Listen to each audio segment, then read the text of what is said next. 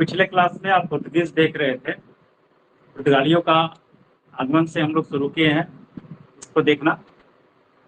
हम जो पिछले क्लास में आप लोग जो देखे हैं उस पर थोड़ा सा चर्चा करेंगे तो फिर आगे बढ़ेंगे। ठीक है। अभी तक हम लोगों ने देखा यह है कि प्राचीन काल में क्या था, यूनान के साथ जब हम लोग संपर्क में आए, इंडिया के लोग जब यूनान के साथ संपर्क में आए तो आपका व्यापार, विदेशी व्यापार बहुत उसमें फला फला। और ये विशेषकर मध्योत्तर काल में हम लोग देखे कि भारत इस व्यापार में बड़ा व्यापारिक संतुलन भारत के पक्ष में रहा। ठीक है। इसका हम लोग अभी जो देख रहे हैं फिर आगे मध्यकाल। तो मध्यकाल में जो मेरा व्यापारिक संबंध है यूरोपियन कंट्री के साथ, वो सबसे पहले पुर्तगाल के साथ स्थापित होगा। ठीक है। इसके पर हम लोगों ने थोड़ा प्रकाश डाला था कि पुर्तगाल के साथ जो मेरा संबंध स्थापित हुआ उसके पृष्ठभूमि में काम ये कर रहा था कि जब 1453 में कुस्तुनतुनिया का पतन हुआ, तुर्की साम्राज्य का अधिकार कुस्तुनतुनिया पे हो गया। ये कल तक हम लोग यहाँ तक डिस्कस कर चुके थे। ठीक है। तब क्या होता है कि जो यूरोप और एशिया का व्यापार है वो थोड़ा बाधित हो जाएगा। आपको पता है यूरोपियन व्यापार पे किनका अधिकार था? इस समय हम लोग जो पढ़ रहे हैं मध्यकाल में पूरा जो यूरोप का ट्रेड है उसमें किसका अधिकार है? पिछले क्लास में मैंने चर्चा किया था, इटली वालों का अधिकार है यूरोप के व्यापार। ठीक है। उसी तरह एशिया के व्यापार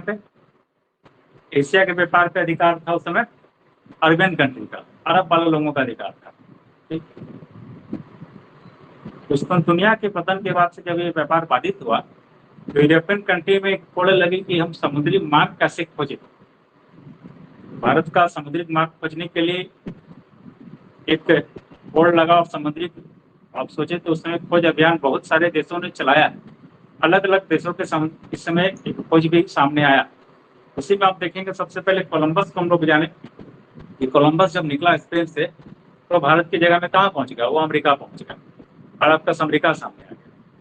इसका तो आप सबको पता है कि फ्रांस के एक राजकुमार ने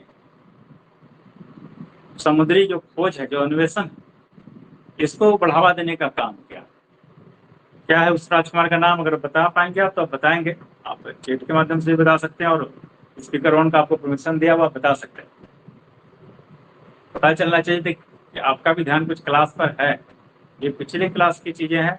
देखिए, एक बार आप अगर मेरे साथ तैयार करते चलेंगे इस मॉडर्न हिस्ट्री को तो पूरा मॉडर्न हिस्ट्री समाप्त होते होते आपकी पूरी तैयारी इस विषय पे पूरी हो जाएगी।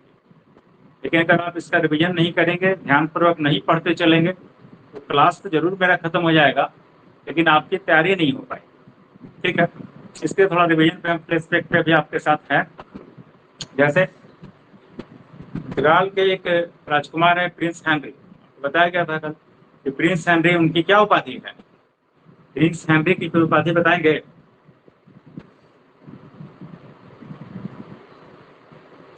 Prince Henry the navigator. ठीक है। Prince Henry the navigator.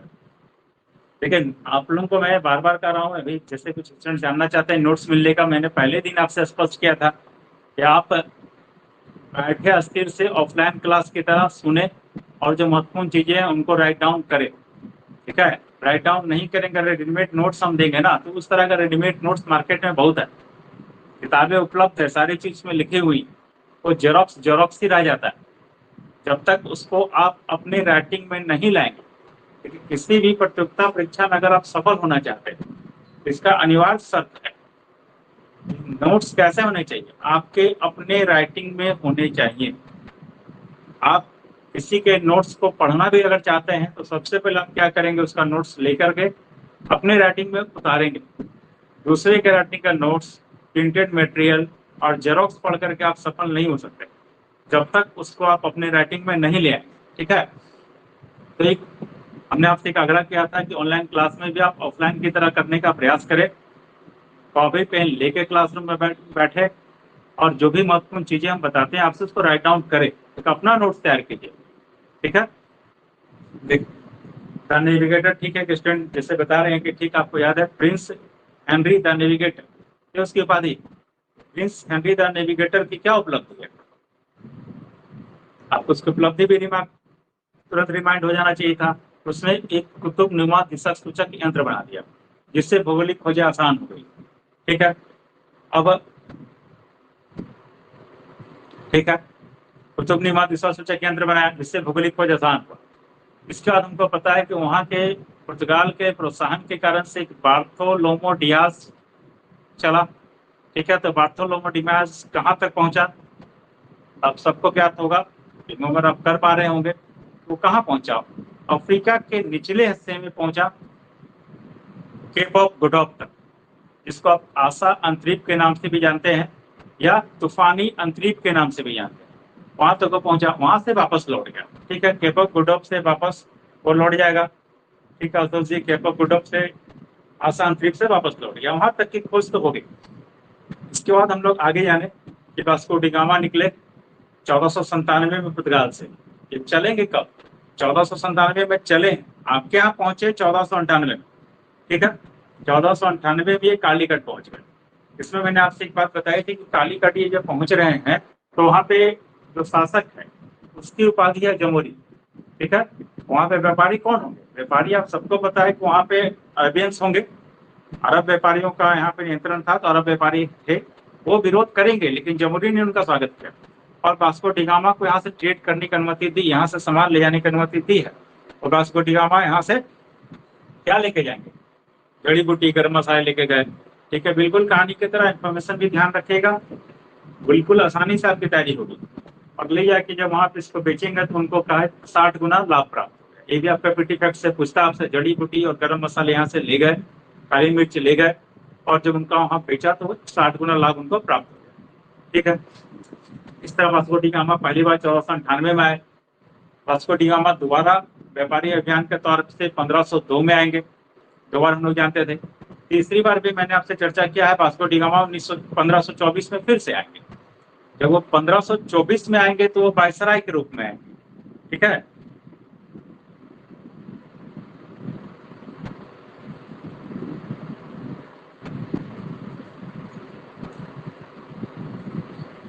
Visibility में कोई समस्या है क्या? वीडियो नहीं अच्छा आ रहा है? देखते हैं। देखिए, वास्को डी गामा जो तीसरी बार आएंगे, आपको मैंने बताया था कि 1524 में वास्को डी गामा पहुंचेंगे कहाँ? फिर से पहुंचेंगे आपके भारत में, लेकिन इस बार वो कैसे आएंगे? तो वायसराय के रूप में। ठीक है, राज्यपाल के रूप में आएंगे, और 24 में उनकी मृत्यु यहाँ पर हो जाएगी। 24 में यहाँ मृत्यु हो गई वास्को डी गामा। इस तरह वास्को डी गामा का 3 बार का आगमन का आप अलग से इतिहास अपने ध्यान में रखेंगे। ठीक, इसके बाद मैंने आपसे चर्चा किया कि 1500 में दूसरा जो पुर्तगाली अभियान आया था। दूसरा पुर्तगाली अभियान कैसे आया, किसके नेतृत्व में आया? तो अल्वारेज कैब्राल के नेतृत्व में आया। ठीक है, इन्होंने क्या किया? 1503 में पहली फैक्ट्री डाल दी कोचीन में। तो आपसे पीटी का क्वेश्चन है कि पहला फैक्ट्री कहाँ खुला? तो 1503 कोचीन में खुल गया। ठीक है, फिर 1505 में दूसरी फैक्ट्री डाल दी कन्नूर में। दूसरी फैक्ट्री कहाँ डाल दी? पिछले क्लास में जो डिस्कस किए होंगे, कन्नूर में दूसरी फैक्ट्री 1505 में लोगों ने लगा दी। इस तरह पुर्तगालियों का पहला फैक्ट्री 1503 में खुल गया कोचीन, दूसरा फैक्ट्री कन्नूर में खुल गया 1505 में। ठीक है, फिर हमने आपको चर्चा किया कि अल्मीडा जो आया है 1505 से 9 के बीच में, अल्मीडा जब यहाँ पहुंचेंगे 1505 से 9 का जो पीरियड है अल्मीडा का, 1505 से 1509 कौन आता है? अल्मीडा। ठीक है, पूरा नाम भी आपको कल बताया हुआ है। फ्रांसिस्को डी अल्मीडा जो आएंगे भारत में, तो ये गवर्नर के रूप में आएंगे। तो फ्रांसिस्को डी अल्मीडा में आपको क्या ध्यान रखना है? आपको ये ध्यान रखना है कि ये भारत में प्रथम पुर्तगाली गवर्नर हैं। ये भारत में क्या है? प्रथम पुर्तगाली गवर्नर के रूप में पहुंचे। ठीक है, प्रथम पुर्तगाली गवर्नर सबसे पूछेगा तो अल्मीडा हो गए। इनके बारे में आपसे बताया गया कि इन्होंने क्या नीति बनाई? हिंद महासागर के व्यापार पे नियंत्रण के लिए उन्होंने एक नीति बनाई। उसका क्या नाम था? कल पिछले क्लास में बताया हुआ आपसे, ब्लू वाटर पॉलिसी या शांत जल की नीति अल्मीडा की है। ठीक, इसका अल्मीडा में हम लोग और जाने कि चोल का युद्ध हुआ। इस चोल के युद्ध में 3 मुस्लिम शक्ति एक तरफ हो। ठीक है, इसमें आपको जानना था गुजरात, मिस्र और तुर्की की संयुक्त सेना होगी, एक संयुक्त बेड़ा होगा, और इधर अल्मीडा। तो 1508 में जो युद्ध होगा तो प्रारंभिक दौर में जिसका फर्स्ट बार होगा उसमें अल्मीडा हारेंगे, लेकिन अगले वर्ष 1509 में इन्होंने विजय प्राप्त कर ली और ये मुस्लिम संयुक्त बेड़ा जो है वो हार गया। जब वो हार गया तो क्या हुआ, पुर्तगाली वर्चस्व की यहाँ पे स्थापना हुई। यहाँ तक हम पिछले क्लास में आपके साथ हम लोग डिस्कस कर चुके हैं। ठीक है, हम लोग अब आगे बढ़ेंगे। देखिए इतना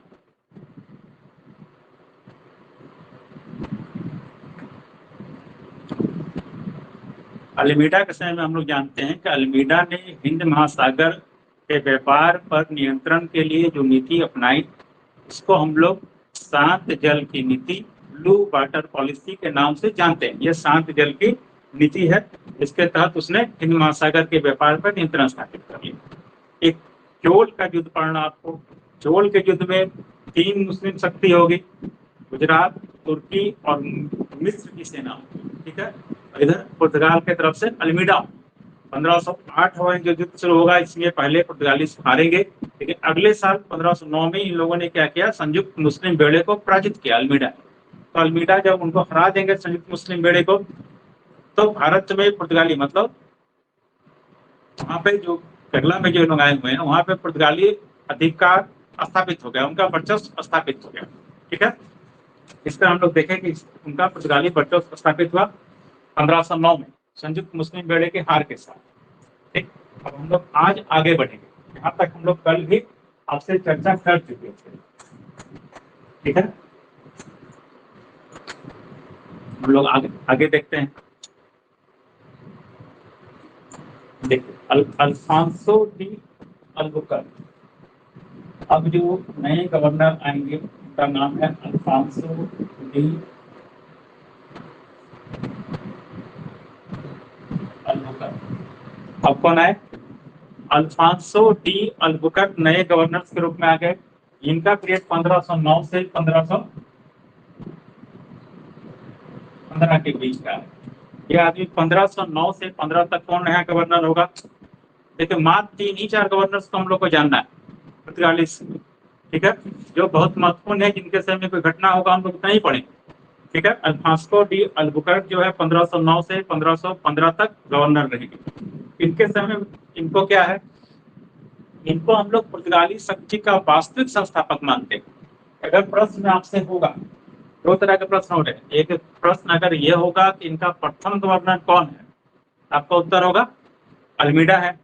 अगर प्रश्न होगा कि पुर्तगाली शक्ति का वास्तविक संस्थापक माना जाता है, ठीक है, तो वास्तविक संस्थापक माना जाएगा तो आप आंसर करेंगे अल्बुकर्क है। जैसे उसने क्वेश्चन भी लिख दिया वास्तविक संस्थापक, रियल फाउंडर। ठीक है, वास्तविक संस्थापक अगर आ गया तो आप रियल फाउंडर आपसे पूछा, आप क्या बताएंगे, आप बताएंगे कि अल्बुकर्क इसके रियल फाउंडर हैं। ठीक है, क्या उपलब्धि है इस समय में, इस समय में इनकी उपलब्धि है कि इन्होंने कोचीन को अपना मुख्यालय बनाया। अब इस समय हम लोग देखेंगे कि मुख्यालय स्थापित हो गया इनका कहाँ पे, कोचीन। सबसे एक क्वेश्चन फिर से बना कि पुर्तगालियों का जो पहला मुख्यालय है कहाँ स्थापित हुआ, तो कोचीन में स्थापित हुआ। इनके समय में दूसरा जो कार्य होगा 1510, पता है 1509 में आ गया है। 1510 में इसने गोवा पे अधिकार कर लिया। ये महत्वपूर्ण प्रश्न है आपके लिए और बार बार पूछा जाने वाला प्रश्न है। अगर एसएससी बीपीएससी जहां भी आप जाएंगे इस प्रश्न आपके सामना हमेशा होता है। 1510 में इसने गोवा पे अधिकार कर लिया। ठीक है, फिर इसी से संबंधित प्रश्न आपसे पूछा जाएगा कि 1510 में जो गोवा पे पुर्तगालियों ने अधिकार स्थापित किया उस समय गोवा पे किसका नियंत्रण था। ठीक है, अगर आप ये जानते हैं, ठीक है, आदिल शाह थे, सही है, बता रहे हैं आप लोग आदिल शाह थे। यूसुफ आदिल शाह कौन थे, पूरा नाम उनका यूसुफ आदिल शाह। ये बहुत बार पूछा हुआ क्वेश्चन है कि यूसुफ आदिल शाह से गोवा छीन लिया। ठीक है, यूसुफ आदिल शाह से गोवा से विजय प्राप्त कर ली किसने, अल्बुकर्क ने। ठीक है, यहाँ तक जाने अल्बुकर्क पे, फिर अल्बुकर्क पे हम लोग आगे जानेंगे। अब देखिए पुर्तगाल से आते हैं, पुर्तगाल आप सबको पता है कैसा है, छोटा सा कंट्री। अब पुर्तगालियों को यहाँ पे अगर अपना शासन स्थापित करना है तो बहुत बड़ी संख्या में पुर्तगाली वहां से नहीं आ सकते। ठीक है, क्योंकि ऐसा नहीं है कि पुर्तगाल बहुत जनसंख्या वाला देश, छोटा सा देश है। तो उसने सोचा कि चलो ठीक हम लोग ऐसा करते हैं कि भारत में ही अपनी शक्ति बढ़ाते हैं। तो उसने पुर्तगालियों भारतीय स्त्रियों से शादी करने के लिए प्रोत्साहित किया। क्या इसकी नीति रही? इसकी नीति में आप जानेंगे कि पुर्तगालियों को भारतीय स्त्रियों से, ये भी प्रश्न आ चुका है, भारतीय स्त्री से विवाह के लिए प्रोत्साहित किया। उन्होंने पुर्तगालियों को एक प्रोत्साहन दिया क्या कि ठीक है, भारत में रहिए और यहाँ की ही महिलाओं से शादी कर लीजिए, लेकिन उनसे जो इनके यहाँ संतान उत्पन्न होगा वो पुर्तगाली प्रभाव का होगा। ठीक है, इस तरह यहाँ पर नियंत्रण लाने में सुविधा होगी, इसलिए इन लोगों ने एक नीति बना ली कि भारतीय स्त्रियों से विवाह को इसने प्रोत्साहित करने का काम। ठीक है, दूसरा इसने काम किया, सती प्रथा पर रोक लगाया। ठीक है, यहाँ पे आप समझ रहे हैं, यहाँ भी इसका उद्देश्य सती प्रथा पर रोक हमारे समाज के दृष्टिकोण से कुरीति ही थी, एक अच्छा कदम है, लेकिन साथ साथ उनका इस उद्देश्य को ही पूरा कर रहा है कि भारत में वैसी स्त्रियां हैं जो अपने पति के मृत्यु के बाद सती हो जा रही है, तो उस पर रोक लगा के ये प्रोत्साहित कर रहा है पुर्तगाली उसके क्या शादी कीजिए। ठीक है, ताकि पुर्तगाल की जनसंख्या हम लोग भारत में ही बढ़ा सके। ठीक है, ये दोनों नीतियां किसकी है? अल्बुकर्क की। अब दोनों आपसे एग्जाम में पूछे जाते हैं। अल्बुकर्क के बारे में आपके पास 4 इंफॉर्मेशन हो गया जो आपको ध्यान में रखना है। पहला इंफॉर्मेशन क्या है? ये वास्तविक संस्थापक है, वास्तविक संस्थापक रियल फाउंडर पुर्तगाली का भारत में, तो आप बताएंगे अल्बुकर्क। ठीक है, दूसरा, इन्होंने मुख्यालय कहाँ बनाया?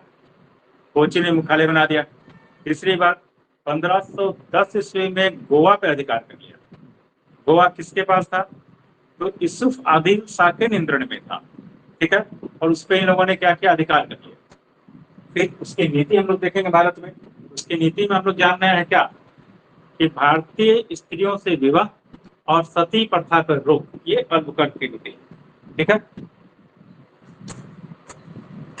यहाँ तक अल्बुकर्क को जाने। इसके बाद जो महत्वपूर्ण गवर्नर्स आपको पढ़ने हैं तो आपको सीधा जानना है नीनो डी कुन्हा। देखिए, इसके बाद है नीनो डी कुन्हा के नाम से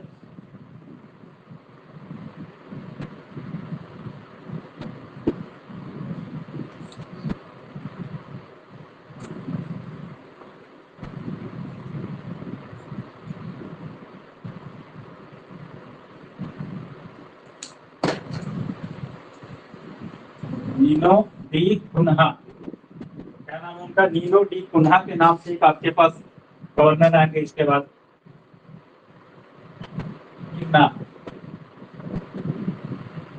Nino da Cunha. Nuno da Cunha कब से कब रहे? 1529 से 30। इनका पीरियड होगा 1529 से 30 के बीच में नीनो डी कुन्हा गवर्नर बन के भारत आए। इन्होंने क्या किया? इन्होंने गोवा को मुख्यालय बना दिया। ठीक है, गोवा को मुख्यालय कब बनाया? 1530 में बना दिया। अब गोवा के विषय में 2 चीज आपको जानना है। गोवा पे विजय कब? तो 1510 में। गोवा पे मुख्यालय कब बना? तो 1530 में। इसी समय से गोवा एक तरह से इनकी औपचारिक राजधानी बन गई, मुख्यालय बन गया गोवा।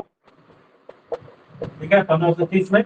और यही सर इसी पीरियड से क्या होगा? ये औपचारिक राजधानी के रूप में गोवा काम करेगा। ठीक है, इसके बाद पुर्तगाली शक्ति यहाँ पे बढ़ेगी, गोवा इनको मिलेगी। धीरे धीरे हम लोग पुर्तगाली क्या करेंगे?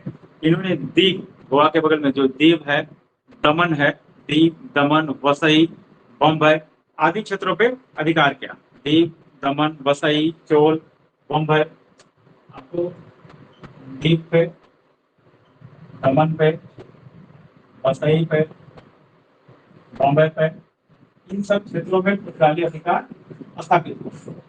ठीक है, फिर बंगाल में हमको थोड़ा सा इनको जानना है, ये बंगाल में कैसे गया? आप देख रहे हैं कि वहाँ के बाद थोड़ा सा इन लोग बंगाल में भी पढ़ेंगे। और बंगाल में पुर्तगाली के समय पुर्तगालियों ने क्या किया? वहाँ बंगाल में जब गयासुद्दीन महमूद शाह शासक होंगे बंगाल में, गयासुद्दीन महमूद शाह, उससे ये लोग क्या करेगा?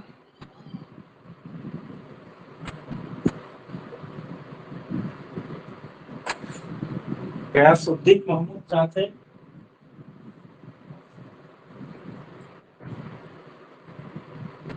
क्या नाम है?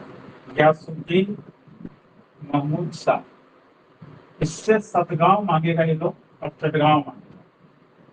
ठीक है, सतगांव और चटगांव 2 जगह पे इन लोगों ने अपनी फैक्ट्री स्थापित करने की अनुमति मांगी थी वहां पे। और उसी समय सतगांव चटगांव के बाद ये लोग हुगली में स्थापित करेंगे। बंगाल में इनका सेंटर कहाँ स्थापित हुआ? तो हुगली में स्थापित हुआ, ये आप जानेंगे। हुगली, यहाँ से आपको प्रश्न आता है कि जो हुगली को इन लोगों ने कैसे यूज किया।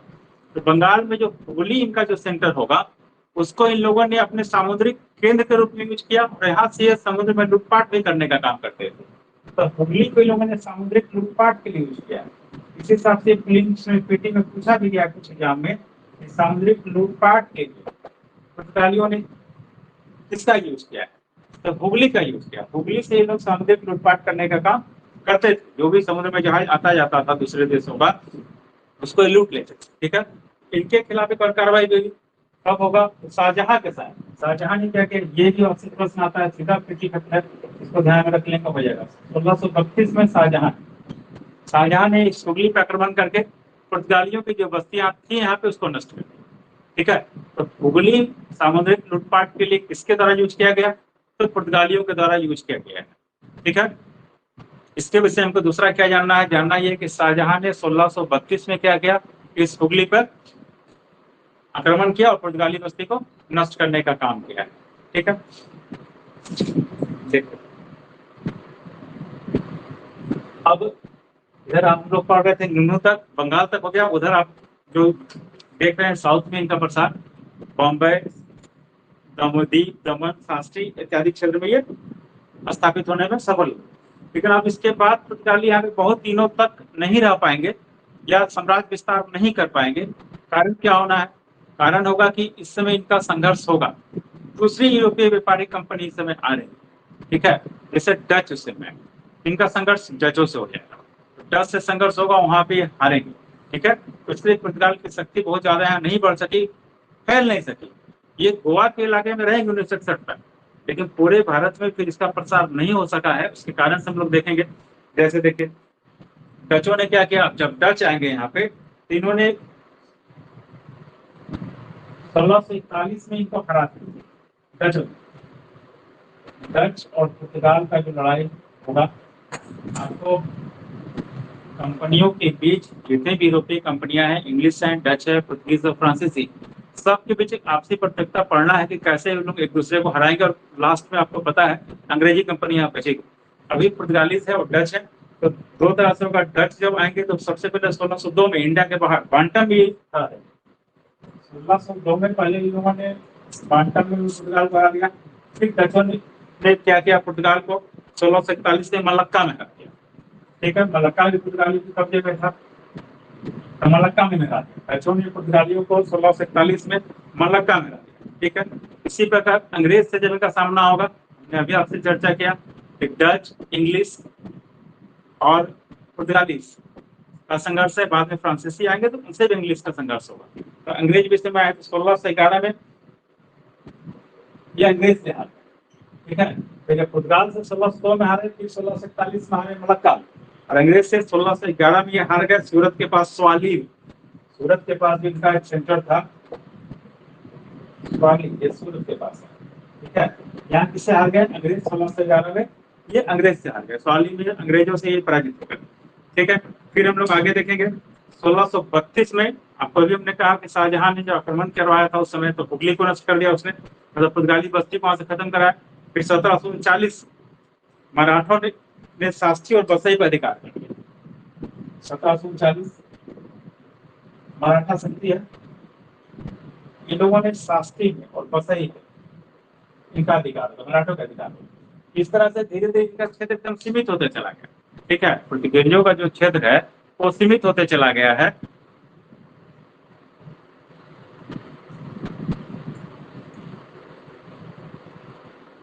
देखते हैं आवाज बीच में कम हो जा रहा है।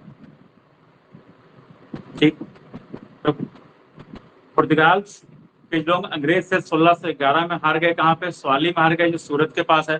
फिर आगे चल के मराठों ने भी उनको हरा दिया, और जो बसई का क्षेत्र और षष्ठी का क्षेत्र है वो उनसे अधिकार में ले लिया।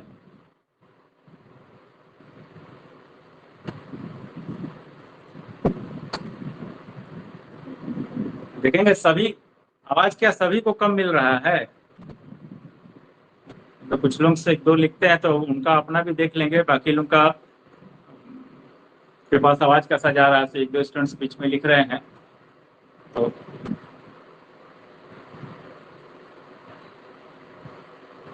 ठीक है, देख रहे हैं मिश्रित बात आ रहा है, एक दो स्टूडेंट्स का कम और एक दो लोगों का आ रहा है, सही है। थोड़ा कल इसको अपडेट करेंगे आवाज को, ठीक है। इस तरह से हम लोग देखते हैं कि 1739 में मराठा से कुछ क्षेत्र कहाँ से निकल गया, और अंतिम रूप से जो इनके पास क्षेत्र है गोवा, ठीक है, ये गोवा, दमन और दीव, इनके पास 61 तक रहा। गोवा इनसे कब निकलेगा, ये सिर्फ गोवा में रह गए, लेकिन 1961 में गोवा इनसे निकल गया। भारत सरकार आजादी के बाद से, अब सबको पता है भारत 1947 में आजाद हो जाएगा। आजादी के समय के बाद से भारत सरकार ने पुर्तगालियों के पास बात रखा कि आपका जो गोवा में जो आपका साम्राज्य है उसको आप छोड़ दीजिए, ठीक है। लेकिन पुर्तगाल सरकार इस पर सहमत नहीं। गोवा में पुर्तगाल है, ठीक है। अब भारत सरकार ने प्रयास शुरू किया 47 के बाद से, नेहरू जी हमारे प्रधानमंत्री होंगे, उन्होंने पुर्तगाल के शासक से बात की कि आप गोवा को छोड़ दे, लेकिन बहुत दौर के बातचीत के बावजूद भी ये नहीं हो सका, और अंततः भारत सरकार को 1961 में सैनिक कार्रवाई करनी पड़ी और पुर्तगाल पे हमला करना पड़ा। मतलब ये गोवा पे जो पुर्तगाली उपनिवेश है उस पर सैनिक कार्रवाई करनी पड़ी, और जब सैनिक कार्रवाई हुई तो पुर्तगालियों ने आत्मसमर्पण किया, और इस तरह से 1961 में गोवा पे भारत का अधिकार हो गया, ठीक है। तो अंतिम रूप से कब हटे, 1961 में हटे पुर्तगाली। इसी से हम लोग के पास एक क्वेश्चन होता है कि सबसे पहले आने वाले यूरोपीय कौन है, तो पुर्तगीज है। सबसे बाद में भारत से जाने वाले कौन है, तो पुर्तगीज है, ठीक है। इसलिए आप देख रहे हैं कि 1961 में ये लोग गोवा छोड़ेंगे। कैसे छोड़े हैं आप समझिएगा, ऐसा नहीं कि अपने से छोड़ दिए। अगर ये एग्जाम में आ जाता है गोवा पे जो 1961 में भारत का अधिकार हुआ कैसे हुआ, तो सैनिक कार्रवाई के द्वारा, ठीक है। आपका उत्तर क्या होगा, सैनिक कार्रवाई के द्वारा हम लोगों ने गोवा पे अधिकार स्थापित किया, ठीक है। ठीक है, पहला गवर्नर तो अल्मीडा के बारे में पूछा जाता ही रहा है। अब यहाँ पे दो चीजें और है, नई चीज है, ये भी आपसे पूछा जा सकता है। एक चीज अब ये बच गया कि 47 में हमारे पास गोवा नहीं, और 47 में पुर्तगाल के पास गोवा है, तो 47 में भी वहाँ कोई वायसराय होगा।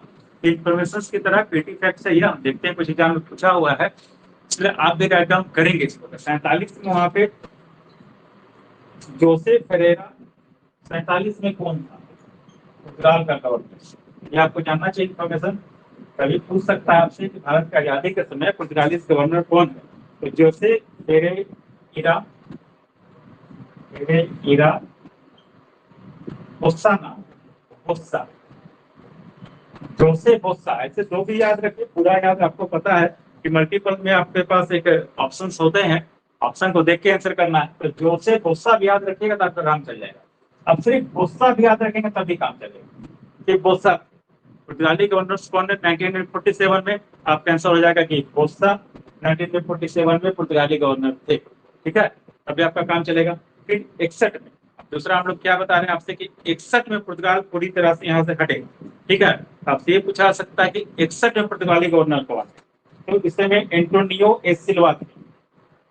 61 में कौन है, तो एंटोनियो ए सिल्वा, ये आप नाम याद रखें, एंटोनियो ए सिल्वा। ए सिल्वा याद रखिएगा तब भी आपका काम चलेगा। एंटोनियो बसालो ए सिल्वा नाम था पूरा इनका, लेकिन हम लोग सिर्फ सिल्वा नहीं याद रख लें, इसे रिपीट करने की जरूरत नहीं है, आपके पास मल्टीपल चॉइस में नाम होते हैं।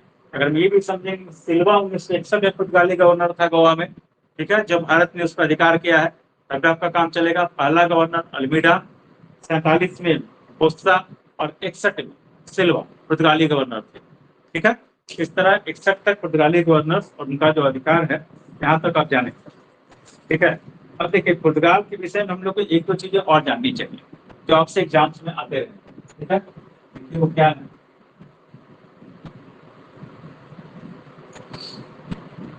पुर्तगाली नियंत्रण एवं व्यवस्था पे कुछ प्रश्न आते हैं, विशेषकर बीपीएससी जैसे एग्जाम में जहाँ पे थोड़ा अवधारणा से प्रश्न होता है, तथ्य से बाहर भी प्रश्न पूछे जाते हैं, वहाँ आपको इस चीज जानना और आवश्यक होता है। पुर्तगाली व्यवस्था और नियंत्रण कैसे था भारत में, क्या उसका तरीका था,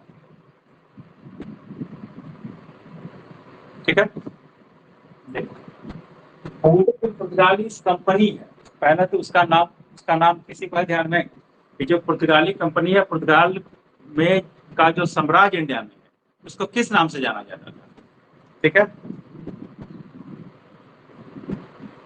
इसको हम लोग स्टादो द इंडिया, ठीक है, स्टादो द इंडिया के नाम से आप जानेंगे। जो पुर्तगाली साम्राज्य है उसका यहाँ पे स्टादो द इंडिया के नाम से हम लोग जानते हैं। यहाँ पे इसने नियंत्रण के रूप में दो व्यवस्थाएं इनका आपको पढ़ना, एक कार्टेज अर्मेडा सिस्टम, कार्टेज अर्मेडा, ठीक है, एक सिस्टम जो हम लोग जानेंगे कार्टेज अर्मडा, ठीक है, कार्टेज अर्मडा काफिला व्यवस्था, कार्टेज अर्मडा काफिला व्यवस्था, ठीक है, कार्टेज अर्मडा काफिला व्यवस्था है व्यापार के लिए। ये किसने लागू किया? कार्टेज अर्मडा काफिला व्यवस्था, ये व्यापार में लोगों ने लागू किया। ये कार्टेज क्या है? परमिशन है, ठीक है, कार्टेज हम लोग परमिशन को कहते थे। ये लोग कहा कि भैया अगर आप कार्टेज मेरा लीजिएगा, मतलब मेरा परमिशन लीजिएगा, तो मेरा जो अर्मडा है, मेरा जो नौसेना है, ठीक है, वो क्या करेगा? आपको प्रोटेक्ट करेगा। काफिला व्यवस्था है, काफिला में चलेगा और मेरा जो सैनिक है प्रोटेक्ट करते हुए आपके जो जहाज हैं, व्यापारिक जहाज हैं, उसको ले जाएगा ताकि समुद्री लूटपाट से या किसी तरीके के खतरे से आप बचे रहे, ठीक है। तो ये इन लोगों ने भारतीय अरबी जहाज के लिए लागू कर दिया कि भैया आप पुर्तगाल से कार्टेज लीजिए, कार्टेज मतलब परमिट लीजिए, परमिशन लीजिए, ठीक है, परमिट लीजिए तो आप चलिए, और नहीं परमिट लीजिएगा तो इसके बिना अरब सागर में जाइएगा तो क्या होगा? हम आपको रोकेंगे, मतलब डिस्टर्ब करेंगे, लूटपाट करेंगे। अगर आप मेरे परमिशन से चलेंगे, कार्टेज प्राप्त करेंगे तो आप व्यापार कीजिए, ठीक है। तो ये उनका कार्टेज अर्मिडा काफिला व्यवस्था है। क्या था ये? साधारण शब्दों में कार्टेज अर्मिडा काफिला व्यवस्था पुर्तगाल के द्वारा स्थापित एक तरह से क्या था? परमिट, जो भारतीय या अरबीय व्यापारियों को अरब सागर में अपने जहाज को गुजारने के लिए लेना पड़ता था। यहाँ तक कि मुगल सम्राट अकबर ने भी इनसे कार्टेज लिया, ठीक है। एक महत्वपूर्ण चीज है ये, क्या हुआ ये आपसे पूछता है एग्जाम में, बहुत बार पूछा हुआ क्वेश्चन से, ठीक है, किस मुगल शासक ने कार्टेज लिया? तो ठीक है, अकबर ने लिया। ये अलग बात है कि अकबर के लोगों ने निःशुल्क दिया, ठीक है, आपको हम परमिशन दिए, पैसा नहीं लेंगे, मुगल शासक का पैसा नहीं लिया, अकबर का कैसा था? निःशुल्क। बाकी भारतीय व्यापारी या अरबी व्यापारी से क्या करता था? या पैसा लेता था। लेकिन मुगल शासक का जहाज जाएगा तो पैसा नहीं लेगा, लेकिन परमिशन इनको लेना पड़ा। इससे आप क्या मीनिंग समझो? जैसे आपको परमिशन लेना पड़ा, वहीं स्पष्ट हो गया कि आप उसका प्रभुत्व है, उनका नियंत्रण जो है समुद्री में, आप मानते हैं समुद्री व्यापार पे नियंत्रण मुगलों ने स्वीकार कर लिया, अकबर ने स्वीकार कर लिया, क्लियर है? तभी आप उससे परमिशन ले रहे हैं, ठीक है। देखिए, कार्टेज अर्मिडा समझ गया। काफिला व्यवस्था का आपको बता चुके। काफिला व्यवस्था क्या? स्थानीय व्यापारी उनका जहाज चलेगा और उसको रक्षा के लिए पुर्तगाली बेड़ा चलेगा। ये कार्टेज अर्मडा काफिला व्यवस्था। आप हमसे परमिशन लीजिए, आपका काफिला चलेगा, 8-10 नाव आप लोग इकट्ठा कीजिए, एक साथ चलिएगा। अर्मडा मतलब मेरा जो नौसैनिक पावर है आपके साथ में चलेगा। यही व्यवस्था उन लोगों ने लागू किया और इस तरह से समुद्री व्यापार पे क्या किया? नियंत्रण अपना स्थापित किया, ठीक है। अब देखो, इसके बाद हम लोग को कुछ प्रश्न आते हैं पुर्तगालियों के देन से, ठीक ना? यहाँ तक हो गया। अब कुछ क्वेश्चन पूछता है कि पुर्तगाली जो इंडिया में आए हैं इनकी क्या देन मिली? तो पुर्तगाली इंडिया में आएंगे तो जो कुछ चीजें जो भारत में नहीं थी इन्हें लाने का प्रयास किया, उनको देखेंगे। एक तो साधारण सा बात बोला जाता है, पुर्तगाली आए, काली मिर्च ले गए और हरी मिर्ची दे गए। जगह लिखता है उनके हरी मिर्ची दे गए, कि हरी मिर्च पुर्तगाली बनी, ठीक है। बहुत सारे जो कृषि उत्पाद हैं वो पुर्तगालियों के देन माने जाते हैं। इसके अलावा भी जैसे पुर्तगाली से मध्य अमेरिका से तंबाकू और आलू लेकर के आया, मक्का लाया। इंडिया में तंबाकू लाने का श्रेय, मक्का की फसल का श्रेय और आलू का श्रेय, ये 3 लाने का श्रेय पुर्तगालियों को दिया जाता है। हरी मिर्च, तंबाकू, मक्का, आलू, ये जो फसलें हैं ये माना जाता है कि भारत में लाने का श्रेय पुर्तगालियों को है, ठीक है। ये भी प्रश्न में आपसे कभी कभी आते रहे हैं, लेकिन ये सब्जियां का नाम तंबाकू, आलू और मक्का ये भी पूछ रहा है। लेकिन जो सबसे अधिक पूछता है वो ये, सबसे अधिक आपसे पूछता है कि प्रिंटिंग प्रेस, प्रिंटिंग प्रेस का श्रेय किसको? ठीक है, ये सबसे अधिक आने वाला प्रश्न है। प्रिंटिंग प्रेस किसने लाया? तो पुर्तगालियों ने लाया, ठीक है। वो कब आया, ठीक है। प्रिंटिंग प्रेस कब स्थापित हुआ, पहला प्रिंटिंग प्रेस कब स्थापित किया गया पुर्तगालियों के द्वारा और कहाँ किया गया, ये भी आपसे प्रश्न में आता है, ठीक है। एक तो सामान्य सा बात हो गया कि प्रिंटिंग प्रेस आया पुर्तगालियों के द्वारा, ठीक है। प्रिंटिंग प्रेस पिताजी लिख रहे हैं, ठीक है, 1556। कुछ डेट याद रखेंगे, 1556 का जो डेट है वो महत्वपूर्ण डेट है, ठीक है। पूछता है आपसे 1556 में प्रिंटिंग प्रेस आया और गोवा में स्थापित हुआ, पुर्तगालियों ने दिया, ठीक है। इसका बाद आपको एक चीज जानना है, एक संत जेवियर का आपने नाम सुना होगा, प्रसिद्ध ईसाई हैं, संत हैं, ठीक है। संत ईसाइयों के जो संत आते रहे उसमें प्रसिद्ध नाम है संत जेवियर का है। ये 1542 में संत जेवियर इनके समय में आए, 1542 संत जेवियर का आगमन हुआ। ये पुर्तगाली गवर्नर थे मार्टिन डिसूजा, मार्टिन डिसूजा के साथ, पुर्तगाली गवर्नर मार्टिन डिसूजा के साथ संत जेवियर इंडिया तक आए। तो संत जेवियर का आगमन काल अगर पूछा जाएगा आपसे, आप फिर से बताएंगे क्या, वो पुर्तगाली के समय में आए, ठीक है।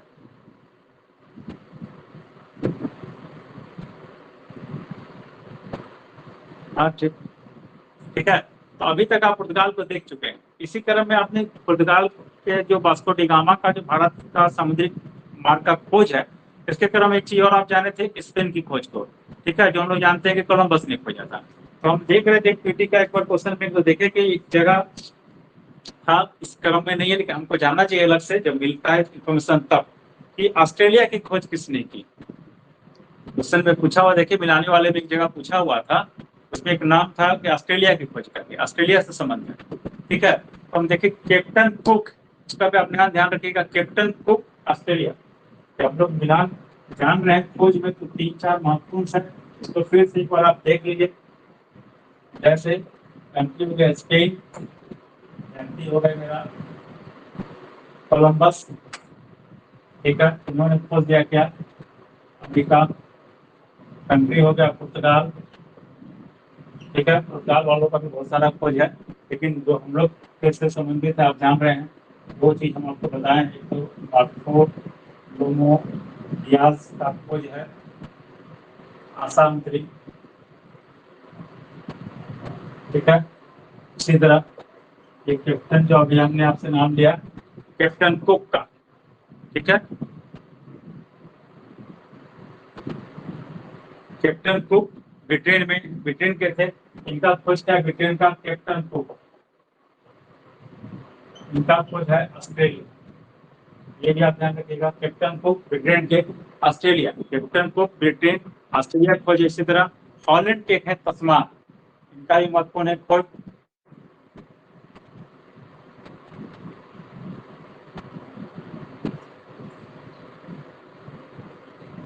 हॉलैंड से थे, इनका नाम था क्या, तस्मान। तो तस्मान से एक तो कंट्री खोज दिया है तस्मानिया, दूसरा न्यूजीलैंड। तस्मान का दो चीज हम लोग जानते हैं, एक तस्मानिया, दूसरा न्यूजीलैंड। ये 4 मिलाने में एक बार एग्जाम में पूछ चुका है लोग, तो इसको भी कहीं पे ब्रेक डाउन कर लेंगे, इसको भी ध्यान में रखेंगे पुर्तगीज के साथ साथ, इसको भी ध्यान में रख लीजिएगा। तो आपको 2 इन्फॉर्मेशन अलग से है, उसको हम लोग कर लेंगे, ठीक है। देखिए अब आपका पुर्तगाल खत्म हुआ, पुर्तगीज का जो आगमन है भारत में, यहाँ तक हम लोग आज देख लिए, ठीक है। पहले क्लास में आपको हमने थोड़ा सा इंट्रोडक्शन दिया था कि कैसे हम आधुनिक भारत में आगे बढ़ेंगे। उसमें पहले हम लोग चर्चा कर रखे हैं, यूरोपीय कंपनियों का आगमन से हमको आगे बढ़ना था, कंपनी का आगमन में सबसे पहले पुर्तगीज को देखना था। पुर्तगाल आपका आज खत्म हो गया है। इसके बाद हम लोग को डच देखना है, डच का आगमन, उसके बाद डेन का आगमन। तो डच भी छोटा सा है, महत्वपूर्ण जो घटनाक्रम हम लोग सिर्फ उसी को जानते हैं, और डेन में भी थोड़ा। उसके बाद इंग्लिश का आगमन से हम लोग शुरू करेंगे, ठीक है, जहाँ से आप मान के चलिए पूरा मॉडर्न हिस्ट्री फिर से शुरू होने लगता है, ठीक है। यहाँ शुरू करेंगे, तभी हम लोग शुरू किए हैं, इसलिए पहले और दूसरे क्लास में बहुत ज्यादा का प्रयास नहीं करेंगे। ऐसे भी 1 घंटा का क्लास रखेंगे, 1 घंटा के क्लास में ही हम लोग प्रयास करेंगे जितना चीज कवर हो जाए, और अगर समय